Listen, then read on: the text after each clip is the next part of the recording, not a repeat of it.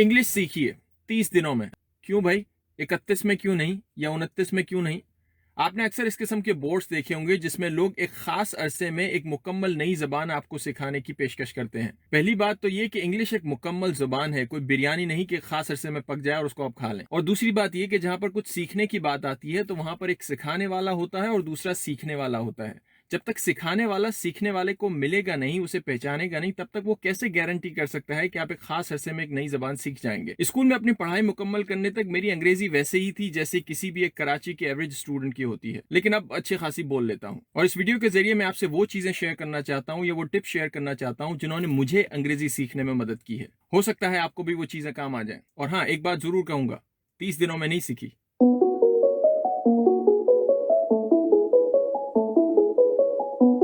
सबसे पहले तो किसी भी जबान को सीखने के लिए एक बात याद रखना बहुत जरूरी है कि इंग्लिश या कोई भी जबान एक टूल है, एक आला है अपने दिमाग में मौजूद ख्यालात को दूसरों तक पहुंचाने के लिए। जिस तरह आप अपने दिमाग में मौजूद कोई तस्वीर या कोई डिजाइन को दूसरों को दिखाने के लिए कुछ टूल्स का इस्तेमाल करके उसको ड्रॉ करते हैं, ठीक उसी तरह अपने दिमाग में मौजूद ख्यालात को दूसरों तक पहुंचाने के लिए मुख्तलिफ जबानों का इस्तेमाल करते हैं। तो जितनी ज्यादा तादाद में वो टूल्स हमारे दिमाग में होंगे, उतना ही ज्यादा हमें आसानी होगी दूसरों तक अपने ख्यालात पहुंचाने के लिए। Which brings us to tip number 1, vocabulary यानी अल्फाजों का जखीरा। जब मैंने इंग्लिश सीखना शुरू किया तो मेरा सबसे पहला गोल ये था कि मैं ज्यादा से ज्यादा वोकैबुलरी अपनी बिल्ड कर सकूं, और मुझे हर तरफ से यही मशवरा मिलता था जो कि सही था कि ज्यादा से ज्यादा अपनी वोकैबुलरी को बढ़ाओ, चाहे वो अखबारात, इंग्लिश अखबारात पढ़ के हों या बुक्स पढ़ के हों या कोई भी ऐसी चीज पढ़ के हों जिसमें आपको इंटरेस्ट भी मिले और आप उस वोकैबुलरी को जमा भी कर सकें। मेरा गो टू तरीका ये था, जो कि आप भी अपना सकते हैं, कि start with one thing at a time. May be आप कोई अखबार पिक कर लें, रोजाना उस अखबार को पढ़ें, अंग्रेजी अखबार को,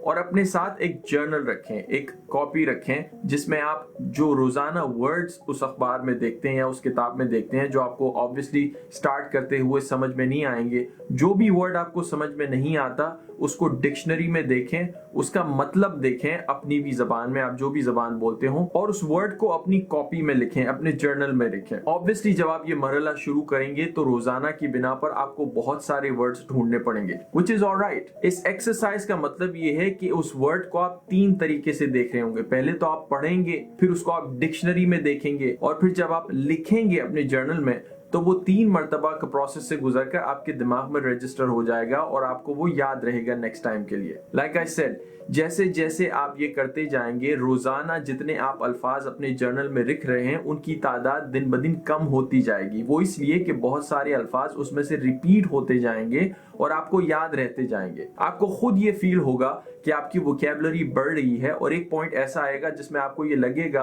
कि अब मुझे डे टू डे अखबार पढ़ने में या बुक पढ़ने में रोजाना डिक्शनरी को देखने की जरूरत नहीं पड़ती। दैट मीन्स कि आपकी वोकैबुलरी बिल्ड हो गई है, इतनी बिल्ड हो गई है कि आप बेसिक चीजें समझ सकते हैं।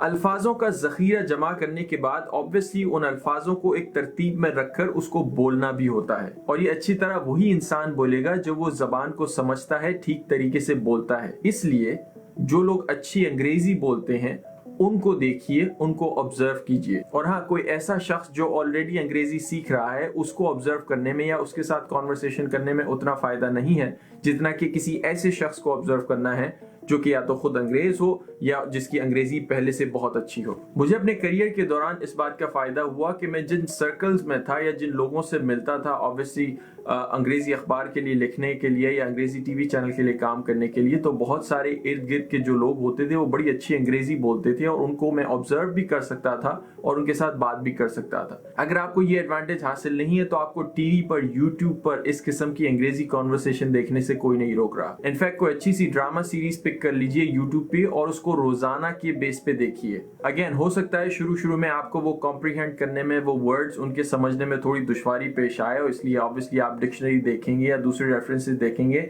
लेकिन जैसे जैसे आप मुस्तकिल उसको देखते जाएंगे वो हर्डल्स भी आपके कम होते जाएंगे और आपको खुद ये महसूस होगा कि नहीं, अब आप उनकी बातें समझ रहे हैं, किस तरह वर्ड्स को डिलीवर करना है, किस तरह वो लोग बातें कर रहे हैं, आप ऑब्जर्व करेंगे और ज्यादा कंफर्टेबल फील करेंगे अपनी वोकैबुलरी और ऑब्जर्वेशन के साथ। और उसके बाद तीसरी इंपॉर्टेंट चीज है प्रैक्टिस। अंग्रेजी जबान या कोई भी जबान एक आर्ट है और कोई भी आर्ट प्रैक्टिस के साथ बेहतर होता है। कोई भी आर्ट पहले अटेम्प्ट में या पहले कुछ अटेम्प्ट में आप कभी भी परफेक्टली डिलीवर नहीं कर सकते। जितनी ज्यादा प्रैक्टिस करेंगे उतना ज्यादा ही आपका आर्ट जो है वो शार्प होता जाएगा, उतनी ही आपको महारत हासिल होती जाएगी। किसी खेल को देख लें या किसी भी म्यूजिक के इंस्ट्रूमेंट को देख लें, जितना ज्यादा आप उसको प्ले करते हैं उतनी ज्यादा आपको महारत आती है। हाँ, अब आपके जहन में बिल्कुल ये सवाल होगा कि भाई अगर प्रैक्टिस करें तो किसके साथ करें। लाइक आई सेड, अगर आपको ये एडवांटेज हासिल है कि आप एक ऐसे एनवायरनमेंट में काम करते हैं जहां पर बहुत अच्छी तरीके से लोग अंग्रेजी बोलते हैं, तो आप उनके साथ बात कर सकते हैं। लेकिन अगर आपके साथ प्रैक्टिस करने वाला कोई भी नहीं है और आपके पास ऑलरेडी वोकैबुलरी है और आपने ऑब्जर्व कर ली है, पहली 2 टिप्स फॉलो कर ली है, तो अपने आप के साथ प्रैक्टिस कीजिए। अपने आप से तो बातें करने से आपको कोई नहीं रोक सकता। आई नो आप शायद ये फील कर रहे होंगे यार ये थोड़ा सा वियर्ड है, मैं अपने आप के साथ बातें करूंगा तो कैसा लगेगा। उसका बेहतरीन हल ये है कि घर में कोई एक ऐसा कोना ढूंढिए जहां पर आप अकेले हो, शीशे में देखिए या किसी भी ऐसी जगह, और अपने आप से बात करना शुरू कर दीजिए। और उसमें भी अगर आपको दुश्वारी है, आपको ये लगता है कि लोग क्या सोचेंगे, कहेंगे मैं पागल तो नहीं हूं, तो उसका सिंपल जवाब ये है कि लोगों की फिक्र मत कीजिए। आपके लिए ज्यादा जरूरी क्या है, एक नई जबान सीखना जिससे आपके बहुत सारे दरवाजे खुल सकते हैं, या लोगों को खुश रखना। और हाँ, मजाक उड़ाने वाले वैसे भी कभी भी आपका भला नहीं चाहते, और जो लोग आपका भला चाहते हैं वो इस बात पर आपका मजाक नहीं उड़ाएंगे। और चौथी और आखिरी एडवाइस जो मैं आपको देना चाहता हूँ वो ये कि इस सारे प्रोसेस में कभी भी आप ये फील मत कीजिए कि बस एक प्रोसेस खत्म हो गया है और अब मुझे मुकम्मल अंग्रेजी आ गई है या जो भी जबान सीख रहे हैं आप आ गई है और अब बस इसके बाद मेरे सीखने का सफर खत्म हो गया है। नहीं, इट्स अ कंटिन्यूअस जर्नी। ये एक हमेशा चलने वाली जर्नी है, और कोई भी जबान, चाहे वो अंग्रेजी हो या उर्दू हो, एक खास वोकैबुलरी, एक खास स्पीकिंग स्किल के आने के बाद आप ये नहीं कह सकते कि मुकम्मल मुझे आ गई है। Like I said, it's an art. ये दिन ब दिन बेहतर हो सकता है। जितनी ज्यादा खूबसूरती से आप इसको इस्तेमाल करेंगे उतना ही ज्यादा सुनने वालों को अच्छा लगेगा। दुनिया की सारी वोकैबुलरी और स्पीकिंग पावर आपके पास होने के बाद भी ये आप पे डिपेंड करता है कि आपके दिमाग के अंदर ख्यालात क्या है। जितने अच्छे ख्यालात होंगे उतनी अच्छी डिलीवरी होगी। अगर आपके पास दिमाग में ख्यालात होंगे या नॉलेज नहीं होगी कोई बात करने के लिए, तो आप उसको डिलीवर अच्छी तरीके से नहीं कर सकते। Which brings me to the last point. अंग्रेजी जबान या कोई भी जबान, चाहे आपको जितनी भी अच्छी बोलना आती हो, बोलना तभी है जब खामोश रहने से बेहतर हो। समझदार इंसान वही होता है जो सिर्फ उतना ही बोलता है जितनी जरूरत हो। That's it. ये क्लास खत्म हुई। अब आप अपने अपने घर जा सकते हैं। फीस देने की जरूरत नहीं है। हाँ, अगर चाहें तो वो लाइक सब्सक्राइब जो भी सोशल मीडिया की दुनिया में होता है वो आप कर सकते हैं। Thank you for watching. मिलते हैं एक और वीडियो के साथ।